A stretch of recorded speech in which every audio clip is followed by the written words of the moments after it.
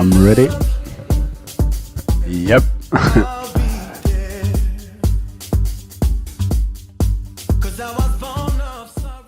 Music and fashion goes hand in hand. Think since the beginning of time they always coexisted. I've done collaborations with different fashion designers. Back in South Africa, we're actually working on a big collaboration of fashion, art, and music, where we want to build a college called FEM, which stands for Fashion, Art, and Music, because we also believe art is also part of it. So we're doing a huge collaboration. So we involved different people in the fashion world and in the architect world as well. One of the people that we're working with, who's going to actually design the building, is Virgil Abloh of White, and we have a local architect firm from South Africa called Sawota, which is going to look after everything that has to do with the building, basically. So I always believe and know that music and fashion always go hand in hand.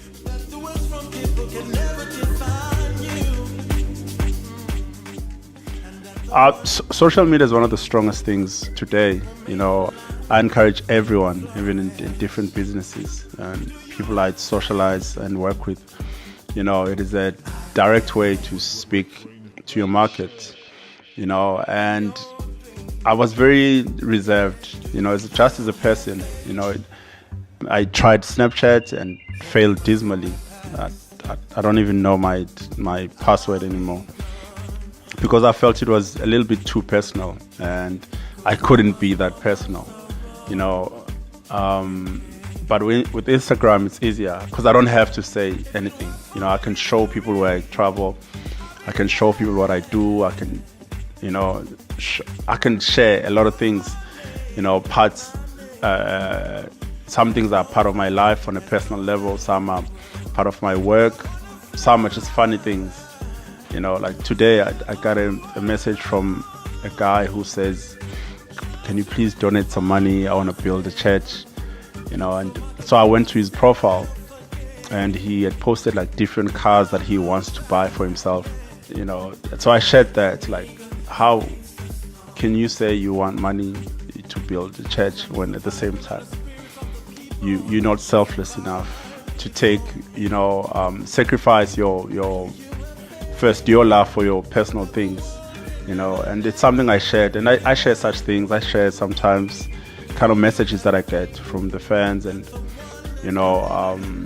I try and be as active as I can on social media, because I believe it is a gateway, because people not only buy into music, they also want to buy into your life, they also want to buy into your lifestyle as well.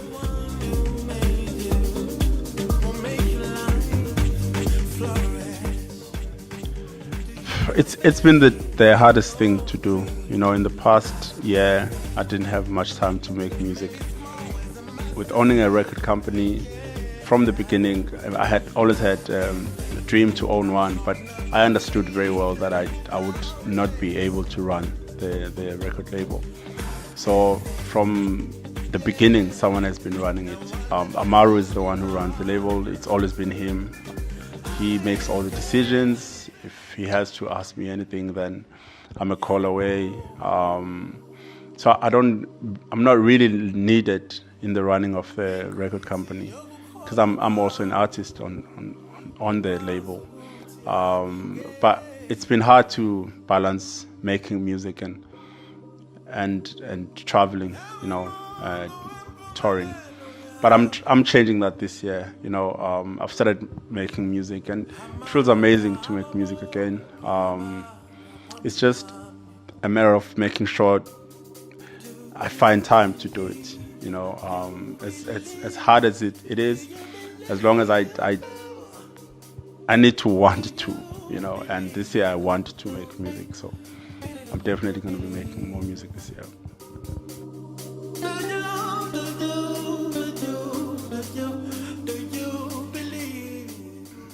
There's a lot of them. Louis Verk is the one that it's the strongest. We were introduced to his music much earlier than the other guys in South Africa. So he used to tour South Africa a lot. Like his songs were on like national radio, some like songs in Latino, and like the locals would sing the lyrics. And he was and still is one of the most recognized DJs in South Africa.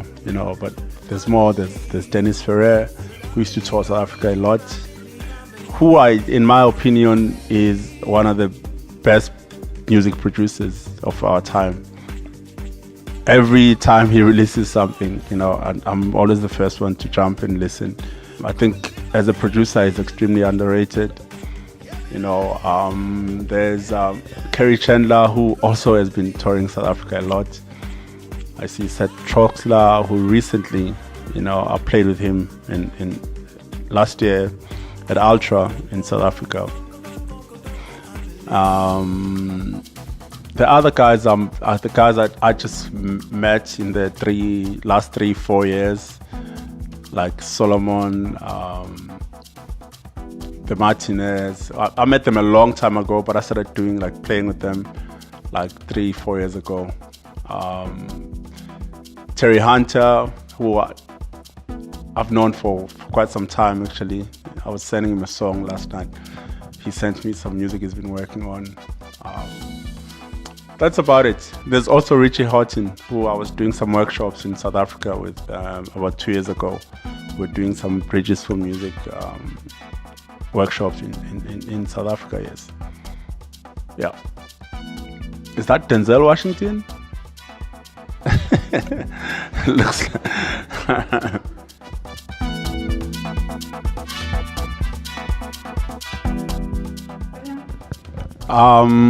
No.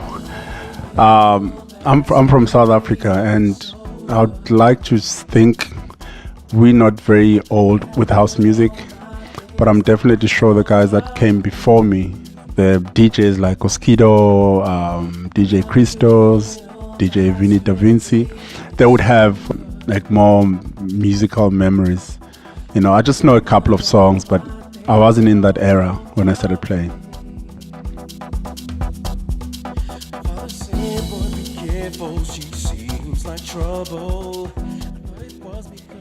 I was born in Durban, which is a city in South Africa.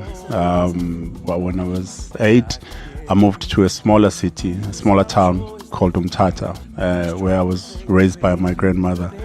It was more of a village, much more smaller.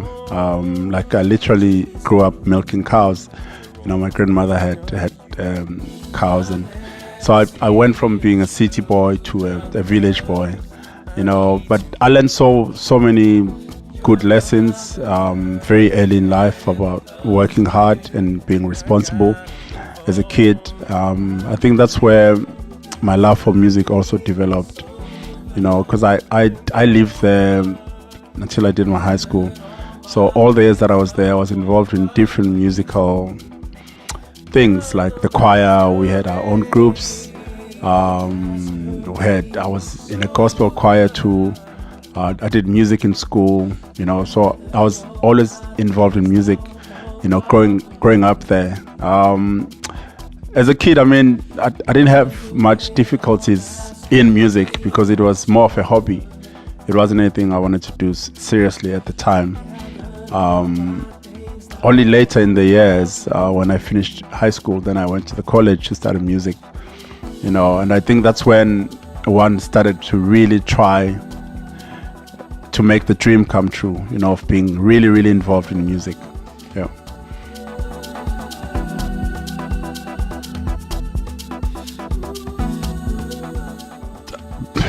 I think the music I do is very much influenced by South Africa, even when I don't want it to, even at times where I think I'm approaching a song in a different way. I'm inspired by the island, I'm inspired by Ibiza, and I want to try to do something that, sounds like it would be from there. It's something I can't shake off. I think the African roots they always live in the music, no matter how hard I try. Not that I want to be out, but sometimes I try different things. It's part of my growth. It's part of me learning, and I think it's even worse with the music I play. You can't shake the African soul in it, so it is part of me.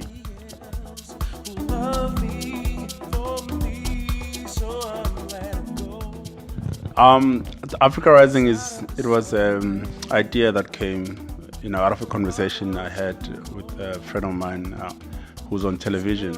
His name is Glenn van Lochenberg. He has a deep passion for producing television.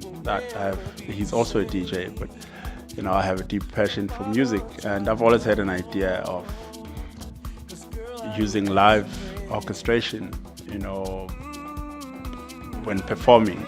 So we were having a conversation about it, and he was like, "It's actually possible. We can do it." So we started working towards it, and that's how we planned the Moses Mabhida show.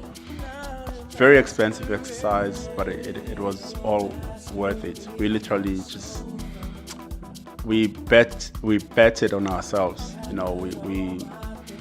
We put our own money in our vision, in our dream. It is now a show that's alive. We've done another one in Soweto. We actually are planning to do an Africa Rising show in London this year.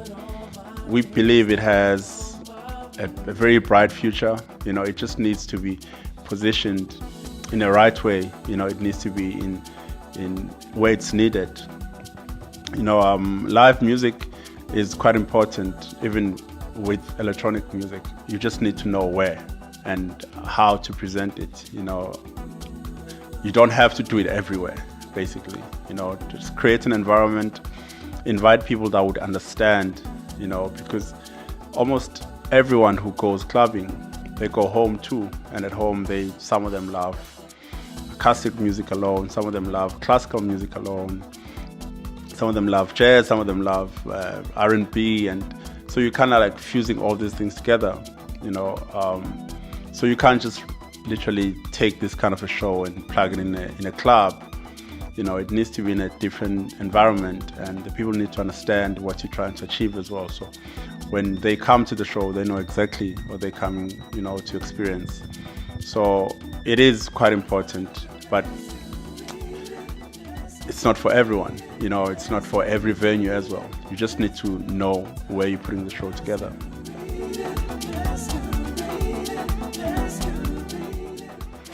I just finished a remix I was doing for And Me, Rampa, for a song called Muye. I'm supposed to be working on my album. It's something I'm just on and off. I'm doing a song with Pharrell. I'm really under pressure, but I'm trying to take it easy because I want it to sound really, really amazing. So hopefully that would be my first single. Oh, I'm also working on, I've been approached to produce a song for the great Nelson Mandela. And they're doing a 100-year celebration this year. So we're working on that project where they want to put together a lot of musicians from all over the world. So that's one of the important projects that I'm really looking forward to doing.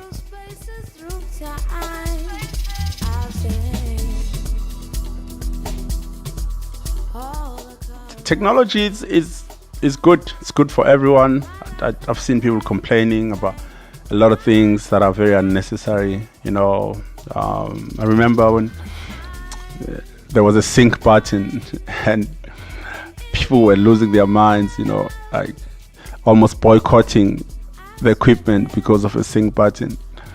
I think it was there for those who wanted to use it. Not everyone should, use a sync button. If anything, it helped a lot of people, to get into DJing and understand and then learn from using it to not using it. So I'm for technology. Anything that's there to help push the culture forward, I'm for it. I use USBs and Pioneer mixer. Something I want to kind of like change moving forward. I'm trying to design a mixer, and that has all the things that I want. Because at the moment I use a small rotary mixer and a Pioneer mixer together. So I want to create a mixer that will have both, and 4 CD players basically. So I think quite basic. It's just that I love playing around, so I do a lot of things when I DJ, having tools, acapellas, drums, and so I can really like have fun when I DJ. But that's about it.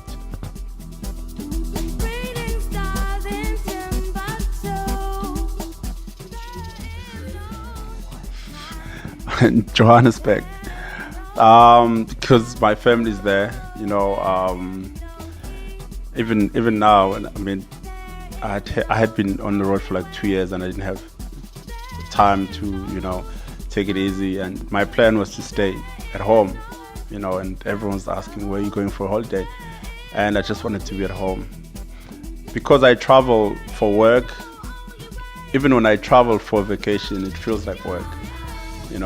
So my brain is a little bit confused about traveling. So when I'm home, even if I do work around South Africa, I feel more relaxed. I feel like I'm taking time off. So I'll definitely stay in Johannesburg. Just outside work, it's home, and there's an amazing vibe in South Africa. There's no other place I'd rather be.